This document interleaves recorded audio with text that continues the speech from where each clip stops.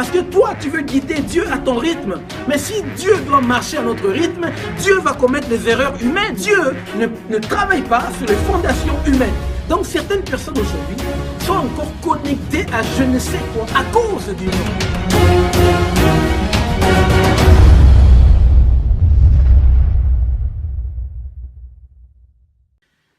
Chers amis, chers frères et sœurs, comme tout à l'heure je vous ai dit, il y a un petit paramètre de Facebook. Je ne vais pas dire qu'on ne maîtrise pas, mais on ignore exactement ce qui se produit. Vous avez dû voir dans la plupart de live, il y a l'image qui se retourne et puis on ne sait pas exactement c'est dû à quoi, mais on est en train de voir le paramètre. Mais je pense que ça va. Le son est bon. Si vous avez le moindre souci, soit c'est votre appareil, mais en tout cas, si c'est de notre côté, essayez de nous envoyer un léger message. On va voir ce qu'on peut faire, même durant l'émission. Alors, je disais tout à l'heure que nous ne pouvons pas continuer à aller à l'église, de prier, de jeûner pendant des années et des années si Dieu ne se manifeste pas. Croyez-moi, je sais de quoi je parle. Même Job, Dieu intervenait parce qu'il lui gardait un souffle. Dieu lui gardait le souffle. Tout va bien? Je demande à l'équipe technique. Hein? Ok. Oh, mais je pense qu'on a encore ce petit problème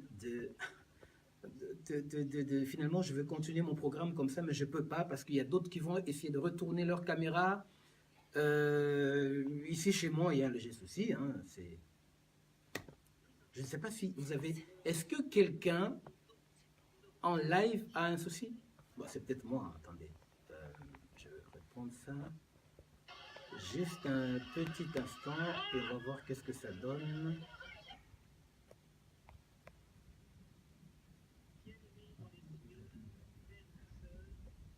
Voilà, je crois qu'on est bon. Alors, je vais vous demander de prier avec moi. Le programme de ce soir, c'est que les promesses de Dieu qui sont spirituelles doivent devenir matérielles. Nous voulons toucher Dieu. La Bible nous demande d'avoir la foi parce que nous prions le Dieu que nous ne connaissons pas. Mais ce n'est pas parce que tu ne vois pas l'air que tu ne peux pas sentir l'air. Tu ne vois pas l'air, mais tu peux sentir que l'air, il y a de l'air, il y a un courant d'air. Et Dieu, c'est pareil. Même si on ne le voit pas tel qu'il est dans toute sa gloire, mais on peut vivre Dieu. Dieu doit être palpable. Donc je parle des prophéties. Nous voulons que les promesses de Dieu s'accomplissent dans notre vie. Nous voulons que Dieu valide, et j'ai expliqué la fois passée, qu'il y a une règle à respecter, un principe qu'on appelle le principe de la validation. C'est-à-dire quelque chose qui vient du monde spirituel et qui devient matériel. Et pour qu'une promesse, selon Éphésiens chapitre 1er, le verset 3, qui explique, qui ouvre nos yeux en disant ceci, « Béni soit le Seigneur, qui nous a bénis de toutes sortes de bénédictions spirituelles dans le lieu céleste en Christ. » Donc une bénédiction est d'abord spirituelle, ça veut dire la parole de Dieu, et la parole de Dieu est esprit.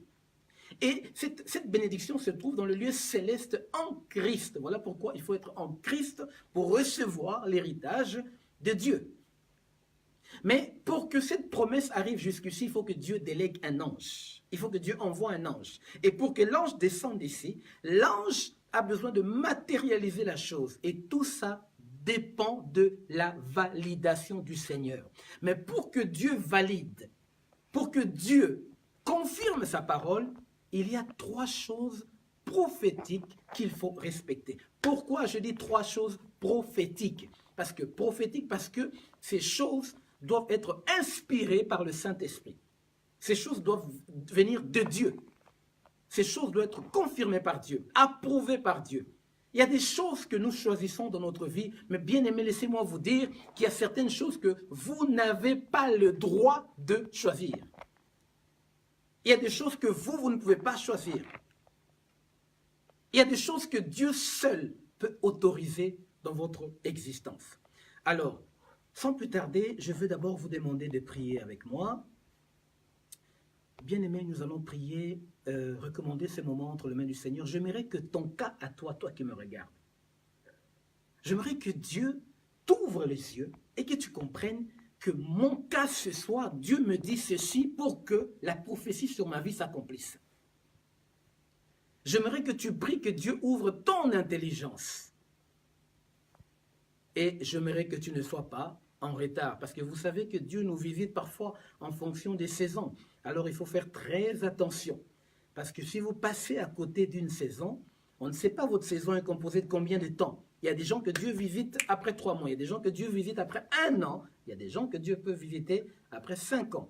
Et il y a même certaines personnes, leur bénédiction, parce qu'ils ont tout le temps vécu dans la distraction, ça peut prendre la durée d'une vie humaine. Donc, on va passer juste un petit moment dans la prière. Notre Père, nous sommes devant ta face et nous nous approchons de ton trône de grâce. La Bible déclare que la grâce de Dieu, source de salut. Nous savons que sans ta grâce, nous ne pouvons rien faire ce soir, ni demain, ni après-demain.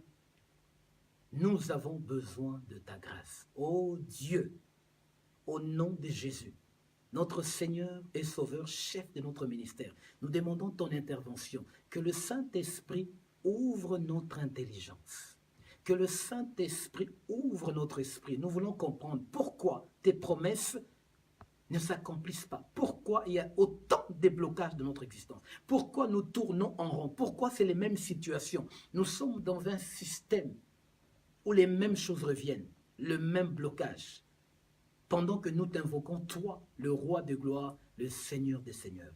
Nous voulons que le Saint-Esprit ce soir nous aide, guide ce moment, ouvre l'intelligence, souffle dans notre vie et que quelque chose de nouveau commence dans notre existence. Nous recommandons toutes choses entre tes mains. Bénis tes enfants qui nous suivent, où qu'ils soient dans n'importe quel pays, que le Saint-Esprit les assiste. Bénis-nous par ton onction, assiste-nous au nom de Jésus. Amen. Alors, je veux commencer sur un point très important. La fois passée, on a parlé de ces 3 choses. On a parlé du territoire, premièrement. Le territoire est très important. Dieu est avec nous partout. Dieu marche avec nous partout. Dieu est omniprésent. Mais Dieu ne se manifeste pas partout. Dieu ne peut pas se manifester partout. Il y a des endroits, vous pouvez beau crier, beau jeûner pendant 40 jours, Dieu ne se manifestera pas. Alors on a pris l'exemple d'un homme prophétique dans la Bible qui s'appelle Jacob, qui a marché, qui était à Charan, qui était à Beersheba. Mais il a fallu qu'il arrive à Luz pour que Luz devienne Bethel parce qu'il a vu la manifestation de Dieu. Donc il y a des endroits, quand tu arrives, Dieu t'attendait déjà. Il y a des endroits où tu n'as même pas besoin de forcer. Parce que Dieu attend juste que tu arrives à cet endroit. Il y a des situations où tu n'as pas besoin de forcer. Tu atteins cette dimension, les choses se débloquent automatiquement. Et je vous ai dit, attention, parfois les choses, les promesses de Dieu ne sont pas encore accomplies parce qu'il y a des choses que nous n'avons pas encore faites. Par exemple, arriver dans un lieu prophétique, ça c'est quelque chose peut-être que tu n'as pas encore fait. Comment tu pries? Où est-ce que tu pries? Comment tu invoques Dieu? Peut-être que Dieu attend juste une petite retraite quelque part. Chose que tu ne fais peut-être jamais, tu as du mal à jeûner un jour. Alors, certaines choses sont bloquées parce qu'il y a des choses que nous n'avons pas encore accomplies. Alors, on a parlé, le premier élément, pour qu'une prophétie s'accomplisse, il faut d'abord respecter le lieu. Dieu tient compte du lieu. Une prophétie ne s'accomplit pas n'importe où. Lisez l'histoire de la naissance de Jésus, qui était la bénédiction de l'humanité. Il a fallu qu'il naisse à un endroit précis. On a parlé de Nazareth dans le livre d'Ésaïe. La deuxième chose qu'on a citée, c'était l'identité d'une personne. Beaucoup de gens ont un problème d'identité. D'autres manquent même d'identité. Et dans le monde, on appelle ça personnalité. Il y a des gens qui n'ont même pas de personnalité. Et c'est des gens qui passent leur temps parfois à imiter les autres, à ressembler aux autres, à être comme les autres. Et je vous ai dit quelque chose, souvenez-vous. Imitation égale limitation. Si tu imites, tu seras toujours limité parce que tu te bases sur un modèle. Comme on dit en anglais, you must be you. Just be you. Sois toi-même et c'est tout. Alors, l'identité d'une personne, c'est... On a parlé de l'identité, ça veut dire ton nom selon que Dieu t'a créé. Comme moi, mon identité, c'est prophète. On peut monter, descendre, je suis fait pour ça. C'est comme ça. Ma vraie identité, c'est ce que je suis. Et je vous ai donné un exemple aujourd'hui. Beaucoup de gens marchent dans la confusion. Ils ne savent pas qui ils sont. Quelqu'un m'a dit, oui, mais on ne m'a pas enseigné, on ne m'a pas révélé qui je suis. Mais attends, tu dois savoir qui tu es. Ce n'est pas à nous de te révéler qui tu es. C'est à toi d'entrer dans l'intimité avec Dieu et Dieu te révélera qui tu es. Ce n'est pas quelqu'un qui doit te révéler qui tu es. C'est toi qui dois aller dans la présence de Dieu. Il est vrai qu'un prophète peut prophétiser sur ton ministère, sur ton appel, sur ta vocation. Mais c'est à toi de recevoir ce manteau dans l'intimité avec Dieu. Donc, on a parlé du lieu. Pour qu'une prophétie s'accomplisse, premièrement, le lieu. Où est-ce que tu te trouves? Tu dois te trouver au bon endroit. Parce que quand Dieu envoie la bénédiction, il envoie un ange. Et quand il envoie un ange, l'ange respecte la trajectoire que Dieu a tracée. Il a une adresse. Il va quelque part. Et je vous ai dit qu'il y a ces enseignements erronés où on nous a toujours dit, ne vous inquiétez pas, je suis passé par là, que tout lieu que foulera la plante de vos pieds, je vous le donne. Mais ce n'est pas ça. Il faut lire le verset qui vient après. Dieu a délimité un territoire. Et il a dit à Israël, voilà le territoire que je te donne. Mais dans ce territoire, où que tu ailles, tu vas régner. Tout lieu que foulera la plante de vos pieds, je vous le donne. Mais c'est dans un territoire précis. Dieu a donné les Canaan à Israël. Il n'a pas donné un autre territoire. C'est dans les Canaan que Israël, tout lieu qu'il foule, c'est à lui. Et je vous ai dit, la conséquence d'aller chercher à régner sur un territoire qui ne t'appartient pas, quelque chose qui ne t'appartient pas, un lieu qui ne t'appartient pas, un secteur d'activité qui ne t'appartient pas, le diable fera de toi esclave. Voilà pourquoi Israël devait sortir de l'Égypte, bien qu'il était peuple de Dieu. Il était peuple de Dieu. Dieu pouvait chasser les Égyptiens. Il les a frappés à tout le temps. Il les a maudits. Il a fait les signes, fait paraître des signes en Israël. Il a tué les premiers-nés en Égypte. Il a fait trop de démonstrations. Mais pourquoi Israël devait quitter? Parce que ce n'était pas son héritage. Ce n'était pas son territoire. Si tu es dans quelque chose qui n'est pas à toi, il faut sortir. Pourquoi vivrais-tu comme un esclave? Est-ce que tu veux, jusqu'à ce que tu aies des rides, et là tu vas dire que Dieu ne t'a pas donné un mariage, hein? C'est maintenant qu'il faut réfléchir. Sors de lieu qui n'est pas le tien. Et je suis sûr que l'Esprit de Dieu parle dans notre intelligence et on sait de quoi il s'agit. Donc ça, c'est le territoire. Deuxième chose, on a parlé de quoi? On a parlé de... un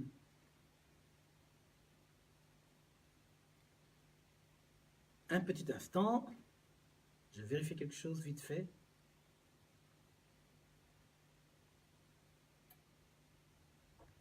Voilà. Deuxième chose, on a parlé de l'identité. Et troisième chose, on a parlé de la chose qu'on est censé faire. Donc, il y a une mission que tu es censé faire. Ne sois pas un dentiste qui se fait passer pour un mécanicien. Et ne sois pas un mécanicien qui se fait passer pour un dentiste. Donc, il faut faire très attention. Moïse avait son bâton à la main. Et quand Dieu l'a appelé, il a béni son bâton. Moïse n'a pas cherché à avoir, je ne sais pas moi, autre chose ou je ne sais pas quoi, une flèche. Non, il avait son bâton. Josué respectait le javelot qu'il avait à la main. Donc, l'outil que Dieu t'a donné, le talent que tu as, c'est ça que tu dois faire.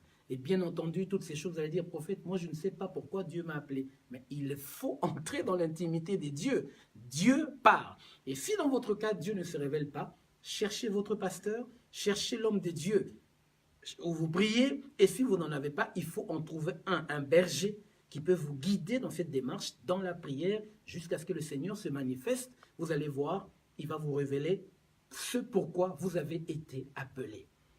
Que Dieu vous bénisse. Voilà les 3 points qu'on a traités la fois passée et on continue. Aujourd'hui, on continue encore avec les territoires. Je vais donner un premier passage. On va dire oui, parce qu'aujourd'hui, je sais de quoi je parle, bien aimé. Aujourd'hui, les gens choisissent. Je choisis je prie pour une maison. Quand je vais louer une maison, je dois prier que Dieu me montre le quartier, la ville. Je recommande ça entre les mains du Seigneur. Combien de gens aujourd'hui, quand ils veulent déménager, ils consultent Dieu. Seigneur, montre-moi le quartier, montre-moi la ville. Combien de gens le font de nos jours? Ou bien on se base sur l'aspect extérieur de la beauté de la maison. Ou bien on se base sur le prix. Ou bien on se base sur l'opportunité que nous avons pour avoir la maison. Mais combien demandent à Dieu si toutefois c'est sa volonté, hein? Vous ne comprenez pas, parfois vous arrivez dans un quartier où vous avez des combats, des choses, ainsi de suite. Souvent, c'est parce qu'on n'a pas choisi, on n'a pas prié pour trouver le lieu. Alors, je veux insister encore sur les lieux aujourd'hui. Je vais vous expliquer quelque chose. Pourquoi vous n'avez pas le droit de choisir votre héritage et que c'est Dieu qui doit vous choisir et révéler votre héritage. On va lire un passage, je préfère commencer par Romains, dans le livre de Romains chapitre 11, à partir du verset 34. Romains 11, à partir du verset 34. Je vais vous lire ce passage vite fait, je préfère prendre la Bible. Donc, Romains, si vous avez votre Bible, lisez avec moi. Donc, Romains chapitre 11, à partir du verset 34. Écoutez ce que la Bible déclare. Car qui a connu la pensée du Seigneur? Ou qui a été son conseiller? Bien-aimé, qui a été le conseiller de Dieu? Je continue. Qui lui a donné le premier pour qu'il ait à recevoir en retour? C'est chaud. Qui a été le conseiller de Dieu? J'aimerais d'abord poser la question à vous autres qui me suivez maintenant. Dites-moi, qui, avant sa naissance, est rentré en jeûne de 40 jours et a dit à Dieu, Dieu, crée-moi? Qui a dit ça à Dieu? Qui a dit à Dieu, Seigneur, j'aimerais que ma taille soit comme ça, mes lèvres soient comme ça, mes yeux soient comme ça? Qui a conseillé Dieu pour votre création? Est-ce que vous aviez un mot à dire ce jour-là quand vous étiez en train d'être créé dans le ventre de votre mère? Nous étions tous inconscients, nous étions dans l'inexistence. C'est Dieu qui a pris la résolution et lui seul. Alors, ce que je veux encore dire, les parents qui ont l'habitude de dire ce genre de choses, que oui, mais tu es tombé enceinte par accident, non, c'est faux. Parce que si on doit considérer cet aspect, que quelqu'un est tombé enceinte par accident, donc on sous-entend que, puisque c'est Dieu qui crée tout être humain, donc Dieu a créé par accident. Non, je ne pense pas. Quelqu'un existe parce que Dieu a décidé de le créer. Donc si tes parents te disent que c'est par accident, je ne voulais pas ta grossesse, tout et tout, quelles que soient les circonstances, peut-être que nous n'avons pas respecté les circonstances par lesquelles tu es venu, ont été différentes, mais le temps où tu es arrivé, c'était le temps où Dieu a résolu de te créer. Et tu n'es pas un accident. C'est facile de dire par accident. Quand vous étiez en pleine action, c'était un accident. Il ne faut pas dire certaines choses. Ok, on va passer, on ne va pas traîner là. Mais je veux dire ceci. Personne a donné un conseil à Dieu pour lui dire, Seigneur, j'aimerais que mon physique soit ceci, j'aimerais naître dans telle famille. Personne n'a été son conseiller. Suivez-moi bien. Ensuite, la Bible déclare, qui lui a donné le premier pour recevoir en retour? Attendez, qui a donné quelque chose à Dieu pour que Dieu puisse le créer? Qui? Maintenant, quand Dieu t'a créé, il t'a créé pour un but. Et si t'a créé pour un but, il t'a créé pour un lieu. Et si t'a créé pour un lieu, il t'a créé pour un objectif. Je crois qu'on ne me comprend pas. Je vais aller tout de suite dans le livre de Genèse. Lisons encore dans Genèse. Lisons dans Genèse. J'ai besoin ce soir de casser certains enseignements erronés qui emmènent la confusion évangélique dans l'Église. N'oubliez pas, bien-aimés, quand la parole de Dieu est mal interprétée, quand la parole de Dieu n'est pas bien interprétée, ça devient un mensonge. Et quand la parole de Dieu devient un mensonge, les démons n'obéissent plus. Donc attention quand vous interprétez la parole de Dieu. La parole de Dieu est la vérité. Alors si vous n'avez pas de révélation, appelez le Saint-Esprit, priez, dites Seigneur, ouvre mes yeux pour que la parole de Dieu reste vraie. Parce que si vous l'interprétez selon votre intelligence, tout ce que vous allez raconter, ça risque d'être un mensonge. Et les démons n'obéissent pas aux mensonges. Genèse chapitre 2. J'arrive. Genèse chapitre 2. Je sens quelque chose aujourd'hui. Là où tu es, je suis sûr que tu es en train de transpirer. Parce que le Saint-Esprit va te parler. Aujourd'hui, tu vas comprendre les mystères du territoire. Est-ce que vous pensez que c'est une petite chose? Jacob arrive dans un lieu et dit, waouh! Écoutez, je répète la phrase de Jacob. Il dit ceci. L'Éternel était en ces lieux et moi je ne le savais pas. La Bible continue. Et il eut peur. Jacob a eu peur. Parce qu'il y a des lieux, je ne sais pas, peut-être parce que vous n'avez jamais vécu la manifestation de Dieu dans un lieu. Certains parmi vous ont peut-être des témoignages. Tu as cherché Dieu, tu as cherché Dieu. Un jour, tu arrives quelque part et puis les portes commencent à s'ouvrir. Et toi-même, tu dis, waouh, l'Éternel était en ces lieux et je ne le savais pas. Même si tu as changé des gars, des mecs, des hommes, je ne sais pas comment je peux encore les appeler, les fiancés, ainsi de suite, ça a succédé. Mais il y a un jour, tu vas rencontrer quelqu'un, tu vas dire, waouh, l'Éternel était dans ce gars et je ne le savais pas. Genèse chapitre 2, je vais lire pour quelqu'un ce soir. À partir du verset, on est toujours dans le territoire, j'insiste sur les lieux parce que c'est les plus importants, c'est le premier point. Genèse chapitre 2, à partir du verset 8. Écoutez, on commence par le verset 7. L'Éternel Dieu forma l'homme de la poussière de la terre, il souffla dans ses narines un souffle de vie, et l'homme devint un être vivant. Puis l'Éternel Dieu planta un jardin en Éden. Suis-moi bien. Je parle français, je ne sais pas en quelle langue te parler, mais s'il te plaît, essaie de comprendre au nom de Jésus que ton intelligence s'ouvre. Parce qu'il faut que tu comprennes. Puis l'Éternel Dieu planta un jardin en Éden, du côté de l'Orient. Et, ah là là, encore cette conjonction-là. Le « et » là des dieux. Et, je ne sais pas, Dieu aime bien le « et » là. Attention. Et, Dieu aime le « et » et le « si ». On verra le « si » plus tard. Et, il aimait l'homme qu'il avait formé. Suivons bien. Il aimait l'homme qu'il avait formé. Vous savez, il y a certains lieux où c'est vraiment un jardin d'Éden. Vous n'avez plus besoin d'efforcer. Vous savez, les gens ne comprennent pas. Quand Dieu agit parfois, n'efforcez pas. Parce que Dieu ne fournit pas d'efforts. Non, Dieu ne fournit pas d'efforts. Il ne transpire pas comme nous.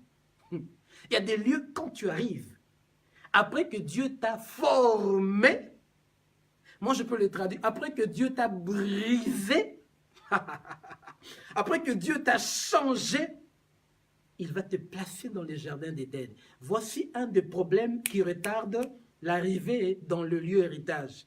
Parce que tu n'es pas encore formé. Il y a des gens encore de nos jours, ils cherchent à arriver dans leur territoire prophétique, mais il y a un souci. Parce que Dieu voit qu'il n'est pas encore formé. Dieu a attendu que les yeux d'Adam soient corrects, son nez, sa bouche. Il n'a pas attendu, on dit, bon, ok, je vais quand même amener Adam, et puis il y a un œil qui n'était pas encore bien fixé, Adam serait un monstre, ou une jambe qui n'était pas encore bien fixée, Adam serait un boiteux, il y a plein de choses. Dieu a dit, la Bible dit, après qu'il a formé l'homme, il va le placer dans les jardins d'Éden. Si tu refuses la formation, tu retardes l'accomplissement de la prophétie. Si tu refuses d'être formé, il y a des gens qui n'ont pas d'humilité. Des gens non enseignables, on ne peut pas leur enseigner, ils ont toujours raison. Quand tu lui parles, oui, mais écoute, je veux t'expliquer. Ils ont toujours un langage de défense. Toujours sur la défensive. C'est des gens, des femmes et des messieurs qui connaissent tout. Tu ne peux rien leur dire. Pourtant, parfois, Dieu peut utiliser n'importe quelle source pour ta formation. Et si tu refuses la formation, tu bloques ta bénédiction. Et si tu bloques ta bénédiction, tu veux faire de Dieu un menteur, et c'est ce genre de personnes qui placent Dieu sur les bancs des accusés. Et c'est ce genre de personnes qui rejettent la faute, la responsabilité sur les autres. La sorcellerie, la sorcellerie, la sorcellerie. Non, la sorcellerie ici, c'est toi. Accepte l'humiliation. Accepte l'humilité. Accepte le brisement. Parce que Dieu te conduira, te placera dans le jardin d'Éden après qu'il t'aura formé. Tu dois avoir l'aspect spirituel qu'il te faut. Tu dois avoir l'identité qu'il te faut. Bon, j'ai trop choqué, je passe. Je te choque pour ton bien, hein, tu sais que c'est bon. Et surtout, si tu avais l'intention de me donner une offrande, tu envoies. La parole choque. C'est pas grave, mais c'est pour ton bien. Envoie quand même, sois béni. Alors, regardez ce qui se passe ici. Puis l'Éternel Dieu planta un jardin en Éden, je répète, et il mit l'homme qu'il avait formé. Ah, Dieu lui-même l'avait formé, oh Jésus. L'Éternel Dieu fit pousser du sol des arbres de toute espèce agréables à voir, bon à manger, et l'arbre de vie au milieu du jardin, et l'arbre de la connaissance du bien et du mal. Un fleuve.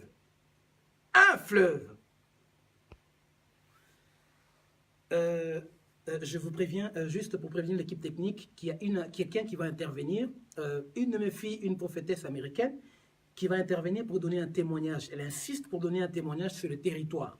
Je me souviens de l'histoire, d'ailleurs j'étais avec elle. Donc, elle va devoir donner ce témoignage. Donc, si c'est servante C.G. Ellington, quelque chose comme ça, il faut qu'elle fasse sa demande et puis on va le prendre peut-être dans 2 ou 5 minutes. Mais je vais continuer d'abord. Ça va vous édifier. Alors, je continue. Voilà ce qui se passe. Il y avait un fleuve qui sortait d'Éden pour arroser les jardins. Il y avait un fleuve, je répète, qui sortait de l'Éden pour arroser le jardin. Je vais vous expliquer c'est quoi ce mystère. On a vu quelque part là, qui a donné à Dieu pour que Dieu lui donne en retour? Toi et moi, nous sommes comme Adam. Dieu nous a créés. Il nous a envoyés sur cette terre. Donc c'est Dieu qui décide du territoire où on va s'installer. Les lieux où tu dois être, c'est Dieu qui doit décider. La famille où tu dois naître, c'est Dieu qui décide. Abraham n'a jamais choisi son héritage, c'est Dieu qui a choisi le Canaan. Bon, pourquoi aujourd'hui les chrétiens pensent qu'ils ont le pouvoir de choisir des choses? Et quand ça tourne mal, vous vous retournez contre Dieu. Mais par contre, par ailleurs, si tu prends la décision, tu dis, moi je ne décide sur rien. Seigneur, dans quelle ville tu veux que j'y aille? Dans quel secteur tu veux que je travaille? Dans quelle telle chose que tu veux que je sois? Une fois que le Seigneur te parle, et tu vas dans ces lieux, et qu'il y a un souci, mais tu vas te défendre, tu vas dire, Seigneur, c'est toi qui m'as envoyé. Mais si ce n'est pas Dieu, quand tu vas aller te plaindre, il va dire, qui t'a envoyé là-bas? Ça, c'était le secret de Moïse. Et à chaque fois qu'il retournait chez Pharaon, il retournait, quand Pharaon, le cœur était encore endurci davantage, il revenait, il disait à Dieu, pourquoi tu m'as envoyé? Parce que c'est Dieu qui l'avait envoyé. Il avait une assurance. Mais toi, quelle est ton assurance? Là où tu es, est-ce que c'est Dieu qui t'a envoyé? Combien de gens, parfois le Seigneur, quand il m'appelle, il m'envoie des messages. J'ai une sœur qui m'a appelé. Des témoignages qui concernent le message du vendredi passé. Et quand elle m'a raconté son histoire, j'ai écouté, c'était long. Très compliqué, très douloureux. Alors qu'est-ce qui se passe? J'ai demandé au Seigneur, le Seigneur m'a dit, il y a déjà la réponse sur ton enseignement du vendredi passé. J'ai dit à la sœur, écoute, ce que tu cherches comme réponse, comme révélation, se trouve dans l'enseignement, va regarder. Elle a regardé, elle m'a rappelé en pleurant. Elle a dit, toute ma vie, j'ai trouvé les réponses. J'ai dit, amen, gloire à Dieu. Il y a des gens qui ne veulent pas pratiquer le principe de la parole de Dieu, mais qui veulent que Dieu fasse quelque chose pour eux. Mais réfléchissez vous-même, peuple de Dieu, mais ce n'est pas possible. Si tu es un enfant, tu n'obéis pas à tes parents, comment veux-tu que tes parents fassent des choses pour toi? Il faut respecter ce principe. C'est Dieu qui t'a créé. Tout comme Adam, il doit te placer dans ton territoire. Ça veut dire, il sait dans quelle famille tu dois être, dans quel mariage tu dois être, dans quel genre d'études tu dois faire. Pourquoi? Je vais vous dire pourquoi. Parce que le don que nous recevons de Dieu dépendent de l'appel que nous avons avec Dieu. Et les lieux où nous irons, où nous allons vivre, ces choses doivent être synchronisées avec le don que nous avons. C'est-à-dire que Dieu te donne parfois des dons. Dieu te donne des talents. Et quand il te demande de choisir un lieu, quand tu dois choisir un lieu pour toi, quand tu dois te donner ton héritage, c'est en fonction des dons que tu as. Si Dieu te demande d'aller à Paris et que tu dois être médecin, sache que les dons qu'il t'a donnés ont à voir avec ce que tu vas faire. Mais si tu choisis autre chose, il ne t'a pas préparé pour ça. Adam était préparé pour le jardin d'Éden. Suivez la suite. La Bible dit ceci. Il y avait un fleuve qui sortait de l'Éden et arrosait le jardin. Ça veut dire quoi? Je veux devoir faire une petite pause parce que je vais prendre la prophétesse. J'aimerais que vous écoutiez son témoignage parce qu'elle insiste et je pense que son témoignage est très important. Pendant que vous êtes en ligne, je veux prendre son appel ou peut-être lui faire la demande. Ok, on va lui faire la demande. Et comme ça, si elle vient en live, on pourra en même temps écouter son témoignage. Et ensuite, nous, on va continuer. C'est quelques minutes, c'est important parce qu'on parle de lieu et c'est extrêmement important que vous compreniez que nous avons été créés de la même manière qu'Adam. Ce n'est pas à nous de choisir, mais c'est Dieu qui choisit notre héritage. Est-ce qu'on peut faire la demande, l'équipe technique?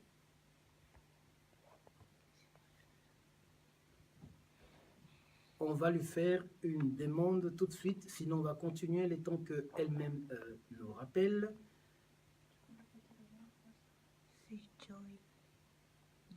Yeah. C'est ça. Est-ce que ça arrive? Pendant qu'on fait la demande, je vais continuer. Alors, peuple de Dieu, je vais vous dire quelque chose. Comprenez ce que je suis en train de dire. Pourquoi certaines choses, vous consultez Dieu? Certaines choses, vous ne consultez pas Dieu. Aujourd'hui, ce qu'on appelle mettre en pratique la parole de Dieu, je vous explique. Les gens mettent en pratique la volonté de Dieu en morceaux. On l'a fractionné. Ils choisissent là où ils peuvent faire la volonté de Dieu. Et j'explique encore. La parole de Dieu, Jésus l'a présentée comme du pain. Et maintenant, quand Dieu vous donne le pain, qu'est-ce qu'il faut faire? Il faut manger tout ce qu'il vous donne. Éviter de faire tomber les miettes. C'est ça la volonté de Dieu. Mais aujourd'hui, il y a beaucoup de gens qui coupent un morceau du pain. Ils prennent juste un bout de pain, ils mangent et ils disent « je fais la volonté de Dieu ». Or, si nous lisons l'histoire de Noé, la Bible déclare « Noé fit tout ce que l'Éternel lui ordonna de faire ». Tout. Même au niveau de la prophétie, on voit Ézéchiel. Ézéchiel dit « je prophétisais selon l'ordre que j'avais reçu ». Entièrement, totalement, complètement. Aujourd'hui, les enfants de Dieu ne veulent pas faire la volonté de Dieu entièrement. Si il n'arrive pas, c'est pas grave, nous on va continuer. Donc, ça sera peut-être pour une autre fois. Continue. C'est bon? Ok. Alors, maintenant, je veux attirer votre attention sur le territoire. On va retourner dans ce fameux Deutéronome chapitre 28, le verset 8. On retourne encore sur le territoire. On est toujours dans le territoire parce que je veux que vous compreniez. Parce que ce soir, si tu es quelque part où il n'y a pas Dieu, pourquoi faire plaisir aux hommes à quelqu'un? Si Dieu n'est pas là, pars de là. Je sais qu'il y a des gens pas dans leur héritage, mais alors il faut partir. Il faut sortir de là. Il y a même la Bible qui déclare dans 2 Corinthiens chapitre 6, verset 17, « Sortez du milieu d'eux. Il faut que tu sois là où Dieu t'a demandé d'être. » Deutéronome chapitre 28, le verset 8. Voyons ce que la Bible déclare.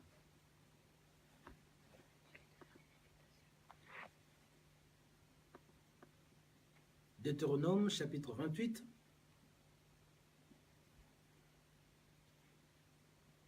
La Bible déclare.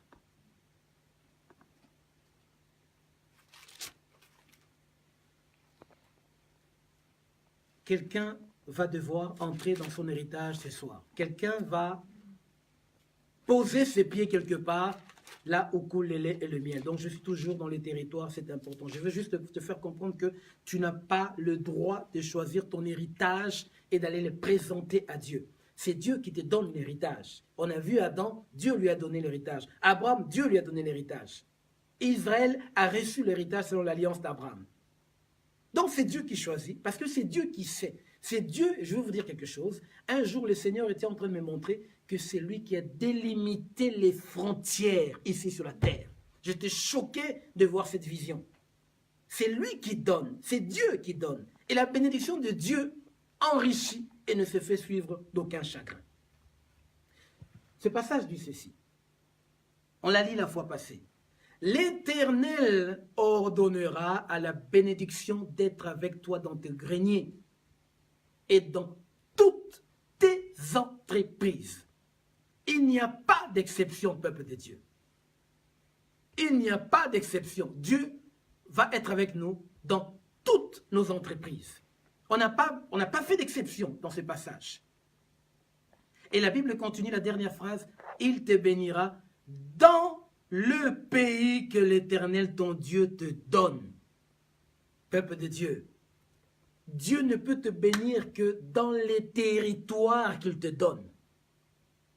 Et c'est pour cette raison que je lis avec vous dans Genèse, le chapitre 2, que nous venons de lire avec Adam.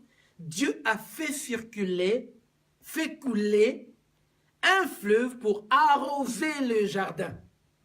Pourquoi il fallait arroser le jardin? Parce que s'il n'y avait pas un fleuve pour arroser le jardin d'Éden, là, le jardin en question serait devenu désert. Et si ça devient désert, Adam allait être obligé de partir et de quitter.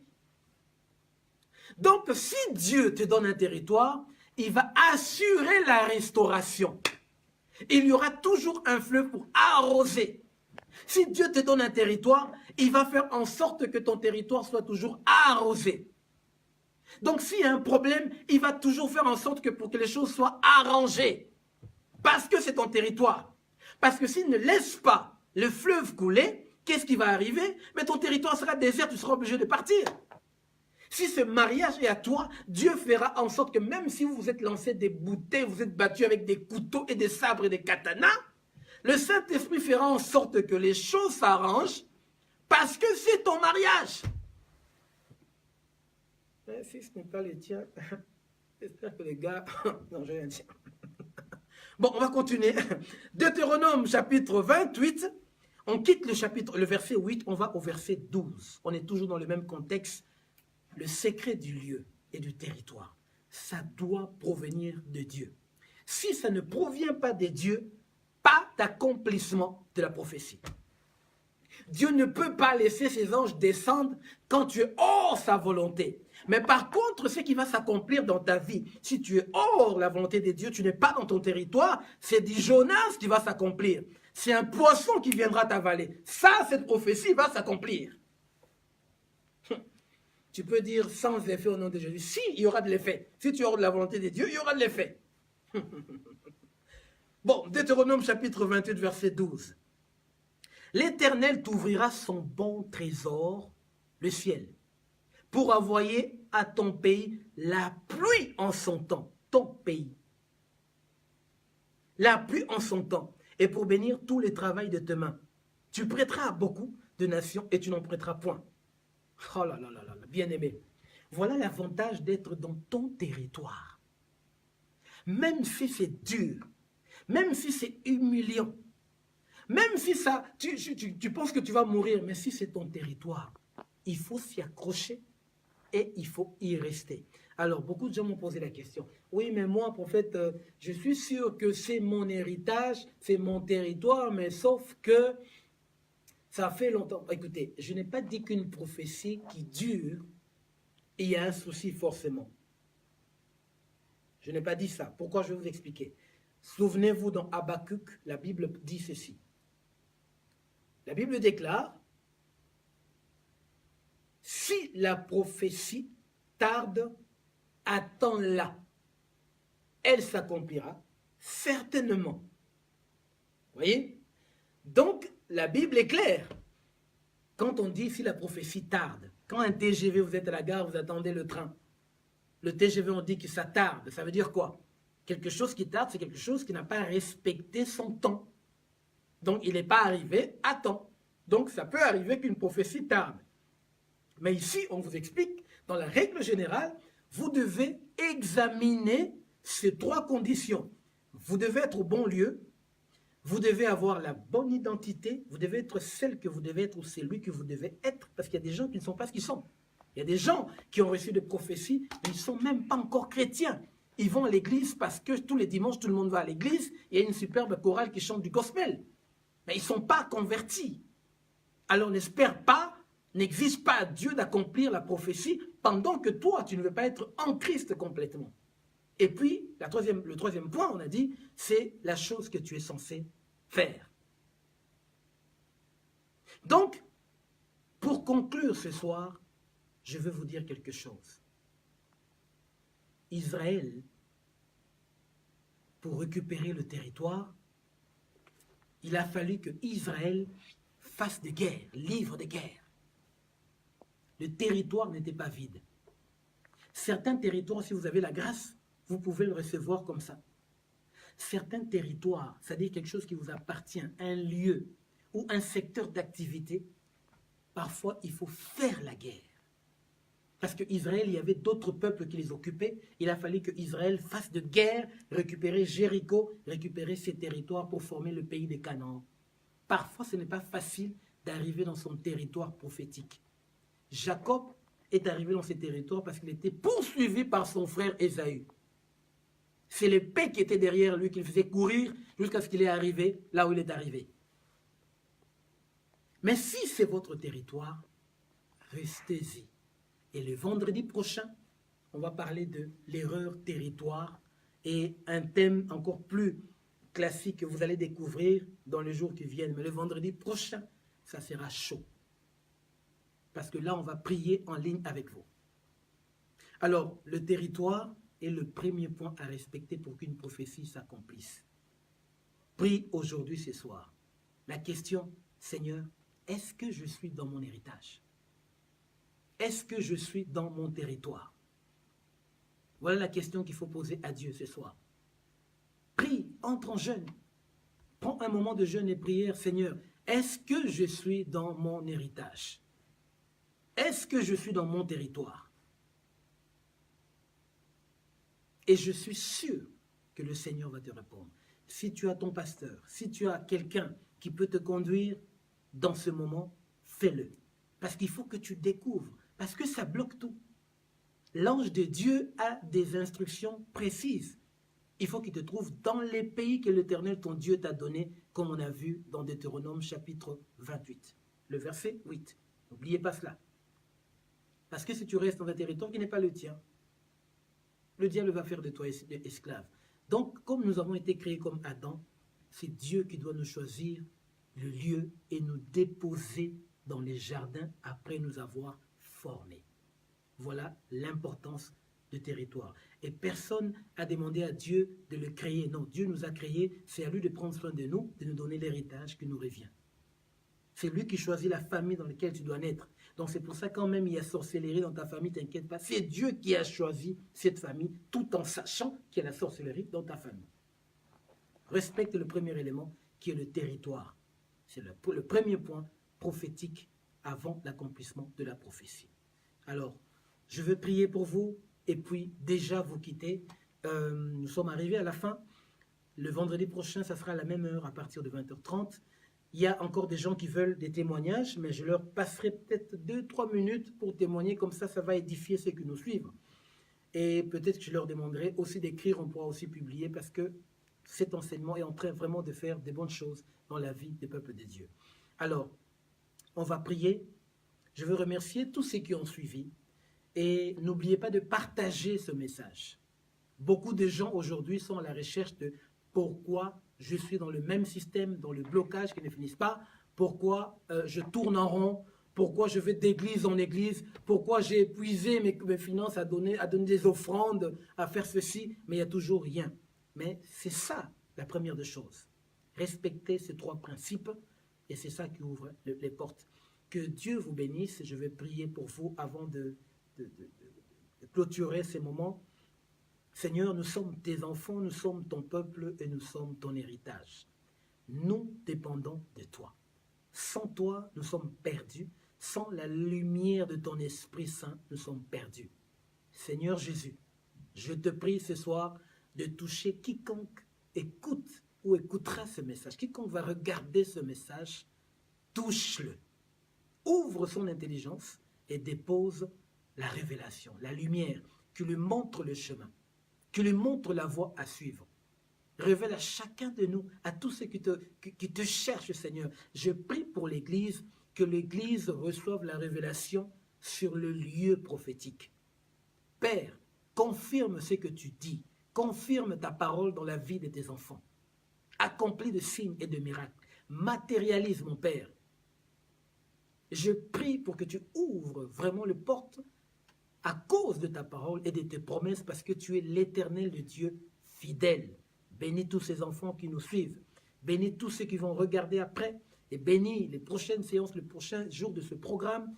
Et que ton nom soit glorifié et que ton règne soit manifesté dans notre vie, afin que l'on sache que tu es l'Éternel Dieu qui marche avec nous et qui nous a appelés. Que la paix soit dans la vie de chacun de nous, dans chacun dans la vie de chacun qui nous suivent en ce moment. Que la paix soit dans leur famille, dans leurs activités et dans leurs entreprises. Et c'est dans le précieux nom de Jésus-Christ que nous t'avons ainsi prié. Amen. Peuple de Dieu, merci. Merci d'être avec nous, de passer ce moment avec nous. Vous êtes bénis. Vous pouvez nous écrire, vous pouvez envoyer vos requêtes comme les autres sont en train de le faire. On va prier pour vous. Et si quand on reçoit un message, on va tâcher de vous rappeler et de partager tout ça avec vous. Que la paix de Dieu vous garde et que sa grâce se manifeste et que cette semaine que nous commençons encore soit une semaine de témoignage. On se retrouve le vendredi prochain pour le prochain programme. Que Dieu vous bénisse au nom de Jésus-Christ. Amen.